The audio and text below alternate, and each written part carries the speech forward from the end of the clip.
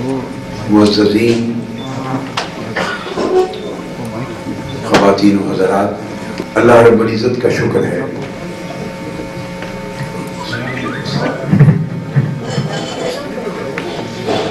جس کی توفیق سے ہم آج نیو یارک میں جمع ہوئے ہیں، اور میں پاکستان عوامی تحریک USA اور خاص طور پہ نیو یارک اور ٹرائی اسٹیٹ چیپٹر کے ذمہ داران کو، ڈاکٹر تجمل گیلانی صاحب کو جو صدر USA کے، ارشد خان صاحب کو جو میڈیا کوآرڈینیٹر ہیں USA کے، اور جملہ احباب جو ان کے معاونین اور اس پروگرام کے منتظمین ہیں، انہیں مبارکباد دیتا ہوں کہ بہت ہی شارٹ نوٹس پر انہوں نے ہنگامی طور پہ میرے وزٹ کے حوالے سے یہ آج کا پروگرام ترتیب دیا، اور غالباً میری لائف میں کسی بھی ملک، بیرون ملک کسی بھی شہر میں دیا جانے والا پروگرام یہ میری لائف میں شارٹیسٹ نوٹس تھا جو نیو یارک کو ملا اور آج ارینج ہوا۔ ان کے پاس ہال کی بکنگ تک کا ٹائم نہیں تھا اور پبلسٹی کا بھی ٹائم نہیں تھا، اور یہ آپ تمام شرکاء کی، خواتین و حضرات کی اور میڈیا پرسونلز کی، الیکٹرانک میڈیا اور پرنٹ میڈیا کے تمام احباب کی محبت ہے، اور میں ان کا شکریہ ادا کرتا ہوں کہ بڑے ہی اس قلیل وقت میں وہ اتنی کثیر تعداد میں جمع ہو گئے، اور اس کی وجہ میرے سفر کی تفصیلات کا بروقت طے نہ ہو پانا تھا۔ میں پاکستان سے روانہ ہو کر پہلے برطانیہ اور یورپ کو ٹائم دینا چاہ رہا تھا اور اس کے بعد ادھر، لیکن آخری لمحے اس میں تبدیلی آئی جس کی وجہ سے یہاں کے پروگرام اور ڈیٹس بھی متعین نہ ہو سکی۔ تاہم اب وہ برطانیہ اور یورپ کو میں نے واپسی پر ٹائم دے دیا ہے۔ 16 نومبر کو انشاءاللہ تعالی میری واپسی ہے۔ 13 کو میں امریکہ سے کینیڈا جا رہا ہوں واپس، 2 دن کینیڈا سٹے کے بعد 16 کو واپسی ہوگی، اور برطانیہ اور یورپ کی ایگزیکٹوز کو لندن میں ہی مل کے پھر پاکستان روانہ ہو جاؤں گا۔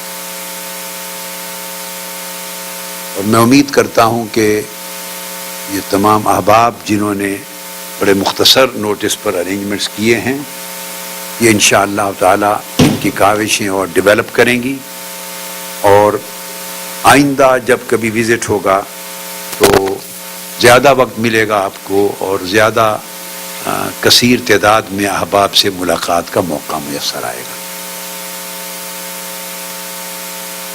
اس وقت میں چند چیزیں آپ کے گوش گزار کرنا چاہتا ہوں۔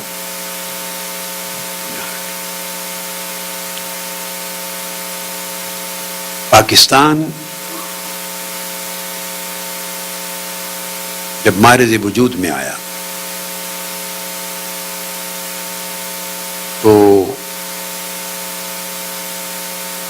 پاکستان کے بانی اور father of the nation Quaid Azam محمد علی جناح نے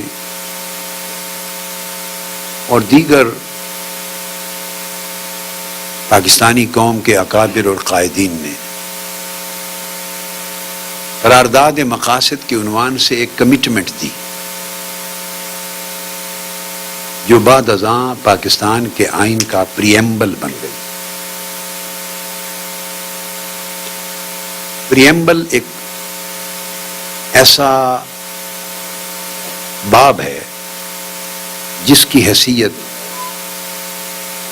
آئین پاکستان کی فاؤنڈیشنل پرنسپلز کی،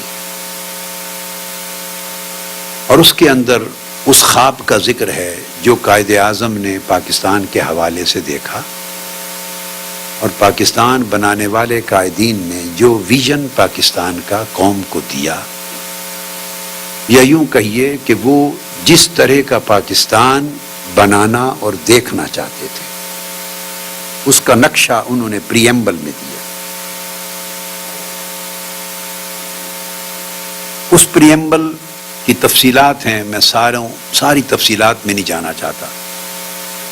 دو تین ریفرنسز دے کے میں آگے بڑھنا چاہتا ہوں.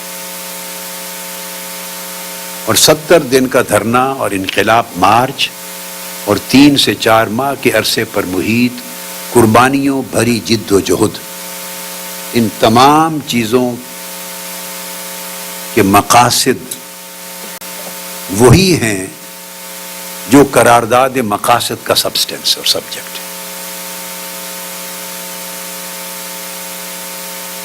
پاکستان کو ویسا بنانا جس کی کمٹمنٹ قائد اعظم محمد علی جناح نے کی اور جس کا نقشہ پریمبل آف دی کانسٹیٹیوشن میں درج ہے.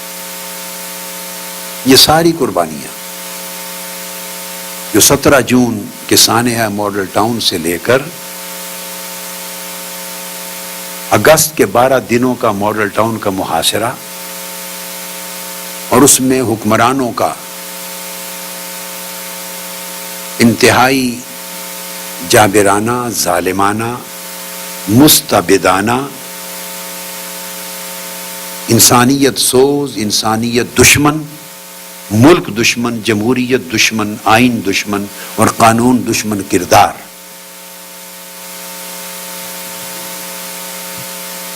جس کی عمر بھر مذمت ہوتی رہے گی، اس سانحہ سے لے کر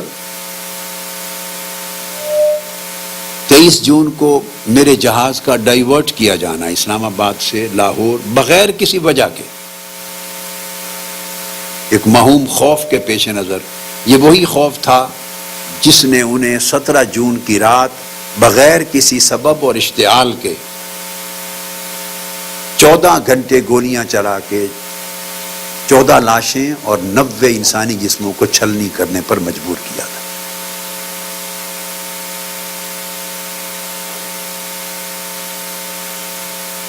اور یہاں یہ بات کہتے ہوئے آگے بڑھتا ہوں کہ قائد اعظم اور بانیان پاکستان نے قرارداد مقاصد کی شکل میں جو کمٹمنٹ دی وہ یہ تھی کہ پاکستان کا اقتدار جو اللہ نے انسانوں کو، پاکستانیوں کو امانت دیا ہے، یہ سیکرڈ ٹرسٹ ہے، مقدس امانت ہے. اور اس امانت اقتدار کی جو عمارت قائم ہوگی وہ ہوں گے principles of democracy, freedom, equality, tolerance and social justice as enunciated by Islam shall be fully observed. یہ پریمبل ہے پاکستان کے دستور کا. پھر اس میں یہ وعدہ کیا گیا تھا کہ wherein shall be guaranteed fundamental rights including equality of status, equality of opportunity, equality before law, social, economic and political justice, and freedom of thought, expression, belief, faith, worship and association, subject to law and public morality. یہ ایک تفصیلی بیان ہے جو objective resolutions کا تھا اور جو آج آئین پاکستان کا پریمبل ہے. اب یہ وہ کمٹمنٹ ہے جہاں سے آئین شروع ہو رہا ہے، جس میں ہر شخص کو اور پاکستانیوں کو ایک آنرڈ پلیس ملے گی، انڈیپینڈنس ملے گی، ان کو تحفظ ملے گا، ان کو برابری ملے گی قانون کی نگاہ میں، آئین کی نگاہ میں، عدالت کی نگاہ میں، سوسائٹی میں، سوشلی، اکنومیکلی، پولیٹیکلی، لیگلی بلند مقام ملے گا.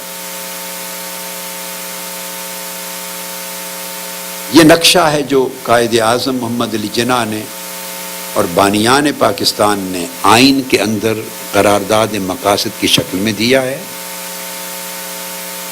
اور اس کی عملی شکل یہ ہے کہ 14 شہادتیں اور 90 جسم گولیوں سے چھلنی ہونے کے بعد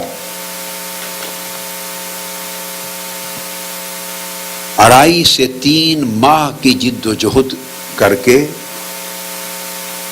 اس ملک میں انقلاب مارچ کرنا پڑے اور مزید 7 اگست سے 10 اگست تک 7 لاشیں اور دینی پڑے، 23 جون کو 1000 لوگوں کو اور قید و بند میں ڈلوانا پڑے، اور اگست میں 25,000 کارکن مزید جیلوں میں ڈالنے پڑے، پھر انقلاب مارچ ہو، پھر دھرنا ہو، اور تب بھی FIR مقتولین اور شہداء کی نہ کٹے۔ یہ آئین ہے پاکستان کا، دس از دا کانسٹیٹیوشن آف پاکستان۔ تب بھی FIR نہ کٹے، اور اس FIR کے کٹنے کے لیے پاکستان کے آرمی چیف کو اپنا آفس استعمال کرنا پڑے۔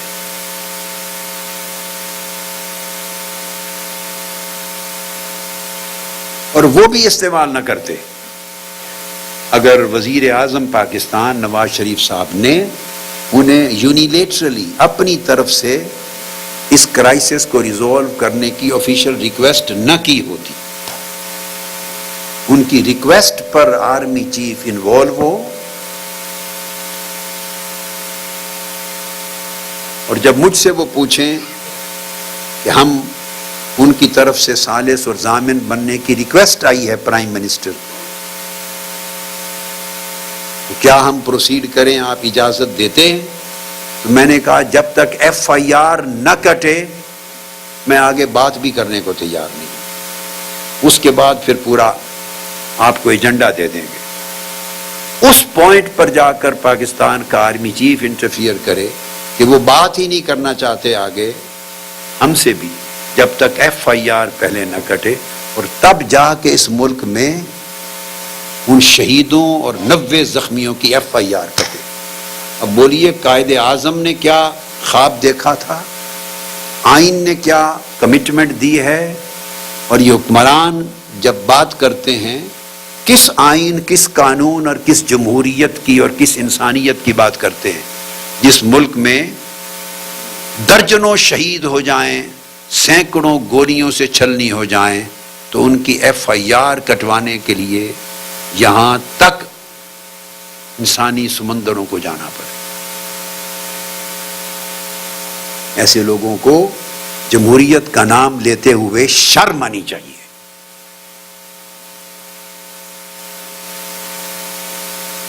اور UNO کے فلور پہ آ کے اقوام عالم کی کمیونٹی سے خطاب کرتے ہوئے بھی شرم آنی چاہیے۔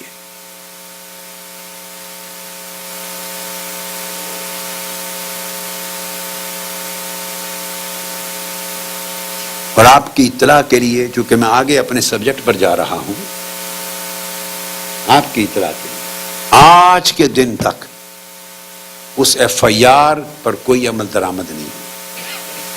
یہ ہے اس ملک کا آئین اور قانون۔ آج کے دن تک ان قاتلوں میں سے ایک شخص گرفتار نہیں ہوا۔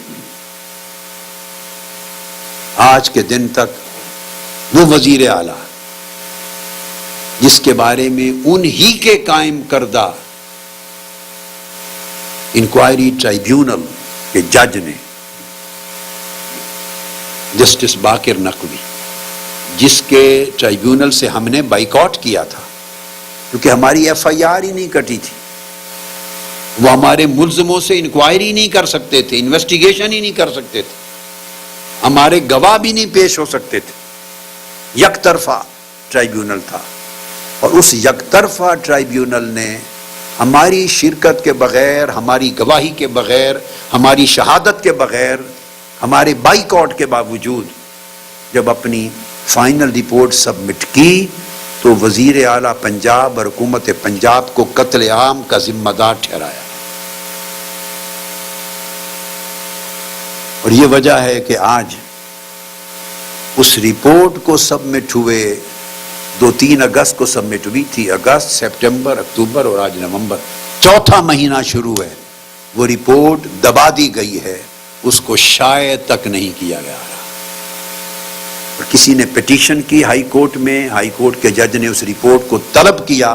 حکومت پنجاب نے اس کی اشاعت پر ہائی کورٹ میں سبمٹ کرنے پر بھی سٹے آرڈر لے لی.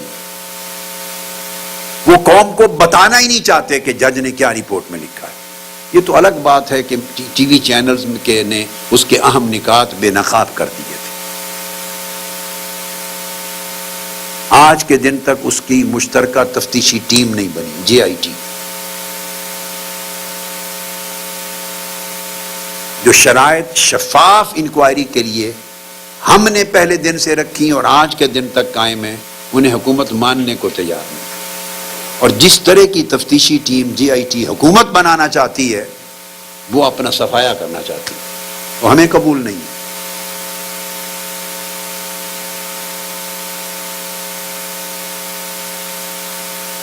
اور الٹا 150 کے قریب مقدمات، پرچے، جس میں کوئی مجموعی طور پہ 20 سے 25 ہزار آدمیوں پر مقدمے ہمارے خلاف وہ الگ بنا دیے گئے، جن کے تحت ہر روز لوگ اٹھائے جا رہے ہیں، اریسٹ ہیں.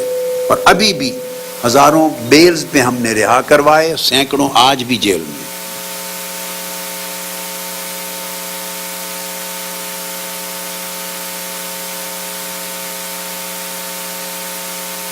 اس پر یک طرفہ تماشا یہ، پھر یہ خبریں بھی چلائی گئیں جب ہم نے دھرنے کو ملک گیر انقلابی تحریک میں بدلنے کا بالآخر ہم نے اپنے سیاسی وزڈم کی بنیاد پر آن آور اون فیصلہ کیا. خبریں چلوائی گئیں کہ کوئی ڈیل ہو گئی. وہ ڈیل ہوتی تو 3 دن میں، 4 دن میں، ہفتے میں، 10 دن میں کو باہر آ جاتی. شرم نہیں رہا ہے اس ملک کی پولیٹیکل لیڈرشپ کو. وہ ڈیل کس چیز کی؟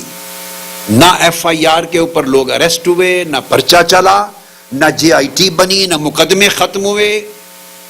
کس چیز کی ڈیل ہوئی؟ ہم جنگ لڑ رہے ہیں، قانونی جنگ بھی لڑ رہے ہیں، وکلا کر کے عدالتوں میں لیٹسٹ پوزیشن بتا رہا ہوں آج، اور سیاسی جنگ بھی لڑ رہے ہیں. اور ڈیڈ لاکس سارے ایشوز پر جو کہ تم قائم ہے. ایک ایشو بھی پارٹلی بھی ریزالو نہیں ہوا.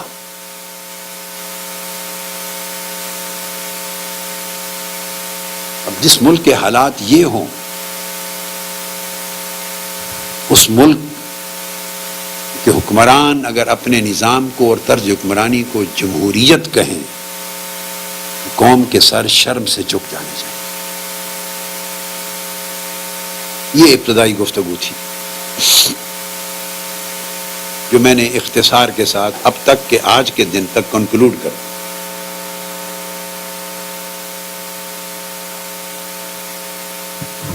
میں اب مایوسی کی بات نہیں کرنا چاہتا. اللہ کا شکر ہے میری زندگی میں اللہ نے مایوسی نہیں رکھی، اور قوم کو مایوس ہونے کی ضرورت نہیں ہے. پاکستان میں بڑا ٹیلنٹ ہے، صرف اسے صحیح قیادت اور صحیح نظام چاہیے. اب میں پاکستان کی سگنیفیکنس کے اوپر بات کرنا چاہتا ہوں تاکہ اوورسیز پاکستانی جو یہاں بیٹھے ہیں اور جو پاکستانی بھائی بہنیں پاکستان میں میری بات سن رہے ہیں، ممکن ہے مجھے نہیں معلوم، شاید لائیو بھی گفتگو پاکستان کے کئی چینلز پہ اس وقت جا رہی ہو یا بعد میں جائے گی، میرے علم میں نہیں ہے. میں قوم کو بتانا چاہتا ہوں کہ پاکستان جیسی علاقائی geopolitical, geostatic, geoeconomic position دنیا کے کسی ملک کو میسر نہیں، اور پاکستانی قوم جیسی عظیم ٹیلنٹڈ قوم اقوام عالم میں شاید ہی کم ملے گی.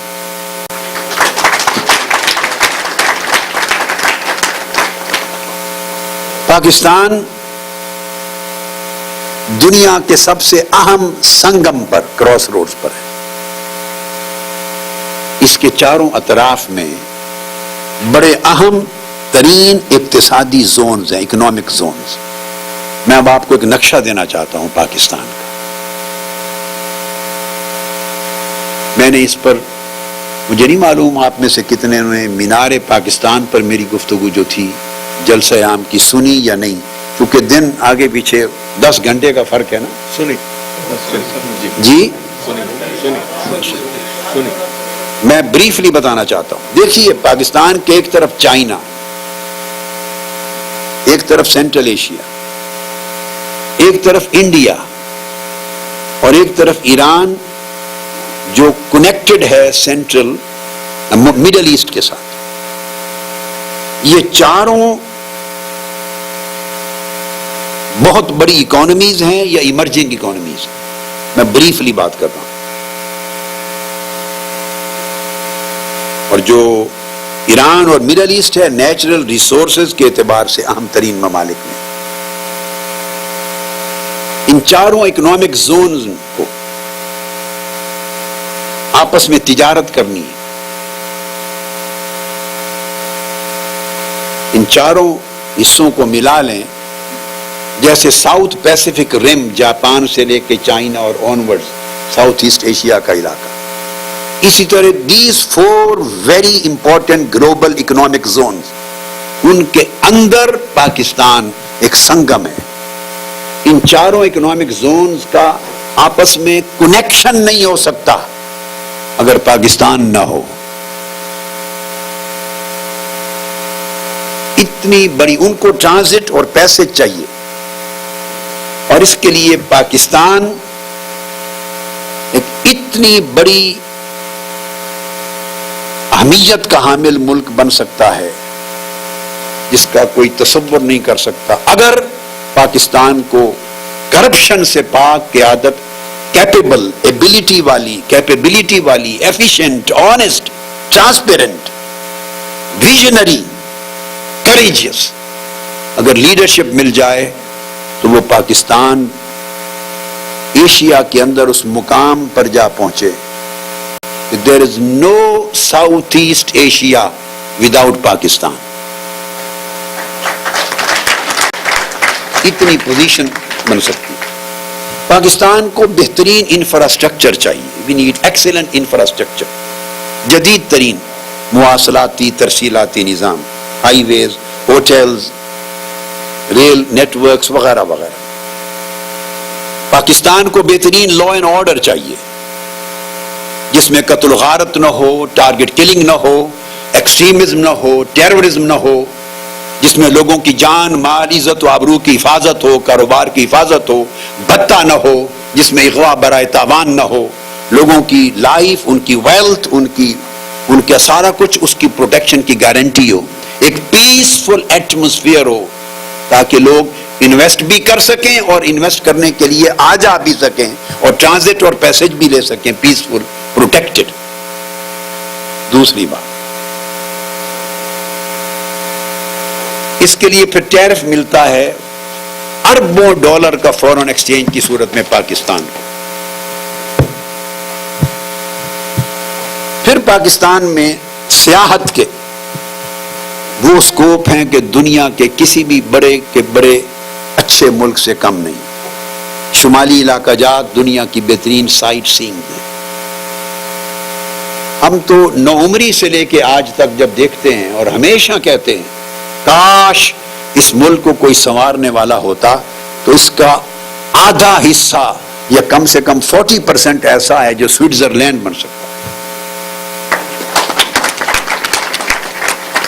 آپ مری سے شروع ہو جائیے نا بس، اور آگے آنورڈ چلتے چلے جائیے، ایبٹ آباد اور آگے مانسیرا، پھر کاغان، پھر ناران، پھر آگے کشمیر کے علاقے، پھر اس طرف گھومتے ہوئے گلگت بلتستان، ہنزا ویلی، پھر ادھر کے پی کے، پھر ادھر چترال تک، پھر سوات، کالام. آپ تصور کریں 40% آف دس کنٹری. پھر اس طرح کویٹا کی طرف. اس کو سوئٹزرلینڈ بنا سکتے ہیں.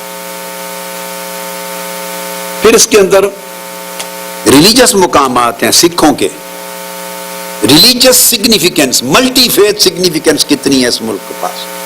سکھوں کی تاریخ اس میں ہے. آپ کو پتا یاتری آتے ہیں. ہندوؤں کی ہسٹری یہاں پر ہے.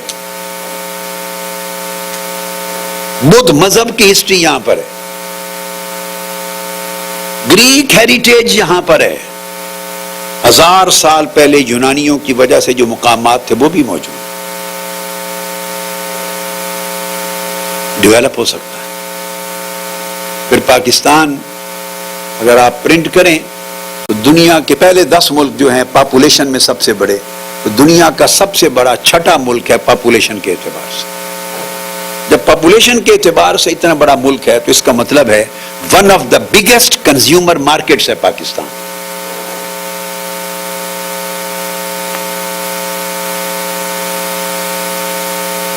یہاں مینوفیکچررز کے لیے، انڈسٹریلسٹس کے لیے، ملٹی نیشنلز کے لیے، ٹریڈرز کے لیے، بزنس کمپنیز کے لیے اٹریکشن ہے.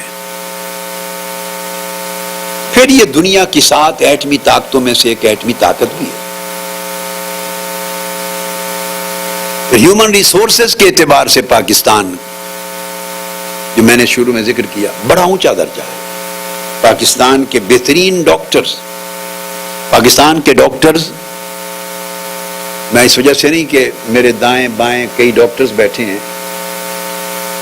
ڈاکٹر گیلانی صاحب بیٹھے ہیں، وہ ہمارے بیٹوں کی طرح ہیں. سرمایہ فخر ہے ہمارے ڈاکٹر سید عامر، امتیاز سید صاحب کا بیٹا. اس وجہ سے نہیں کہہ رہا، میں دنیا میں جہاں گیا ہوں پاکستانی ڈاکٹر کو جہاں موقع ملا ہے اس نے اقوام عالم میں بہترین ڈاکٹر کمیونٹی ہونے کا حق ادا کیا، قابل فخر بنا. انجینئرز ہوں، ٹیکنالوجسٹ ہوں، سائنٹسٹ ہوں، اکانومسٹ ہوں، ہر فیلڈ میں. یہ تو پازیٹو ہے. اور نیگیٹیولی سپیکنگ، جن کو کچھ مواقع نہیں ملے اچھی خوبیوں کو ڈیولپ کرنے کے اور فراڈولنٹ ایکٹیویٹیز کی طرف آئے ہیں، تو فراڈ میں بھی ان کا مقابلہ کوئی نہیں کر سکتا. گھروں کے اندر جعلی پاسپورٹوں کی مشینریاں بنائی ہوئی ہیں. اور کیا پہلے کہا کرتے تھے پی سی چینج پاسپورٹ ہے، یہ کیا فوٹو چینج پی سی پاسپورٹ ہے میرے پاس. خدا جانے کیا کیا جدھر دماغ چل جائے اس قوم کا. بیسک ٹیلنٹ ہیں، آپ اس کا یوٹیلائزیشن پازیٹیو چینل پہ کریں، نیگیٹو چینل پہ کریں. آپ چاہیں تو اس کو دنیا کا سائنسدان بنا دیں، چاہیں اسے بہت بڑا ڈاکو اور رساگیر بنا دیں. اس کے اندر پوٹینشل ہے، مواقع کا مسئلہ ہے. تو یہ ہیومن ریسورسز. ایسے حالات میں اگر ہم جو رونا روتے ہیں، یہ کیوں انقلاب مارچ تھا، یہ کیوں دھرنا تھا، اس میں میری کوئی ذاتی غرض نہیں ہے.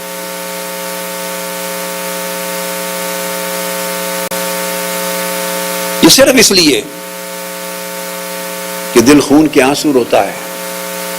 اس دھرتی نے ہمیں جنم دیا ہے اور اس دھرتی کی مٹی میں اتنے ٹیلنٹ، اتنی ایبلٹی، اتنی کیپیبلٹی ہے افراد میں، زمین میں، معدنیات میں، وسائل میں، انوائرمنٹ میں، کہ وہ دنیا کا عظیم ملک اور دنیا کی عظیم قوم بن سکتا ہے اگر وہ corruption free system, corruption free society, corruption free leadership کی نعمت سے بہرہ یاب ہو جائے.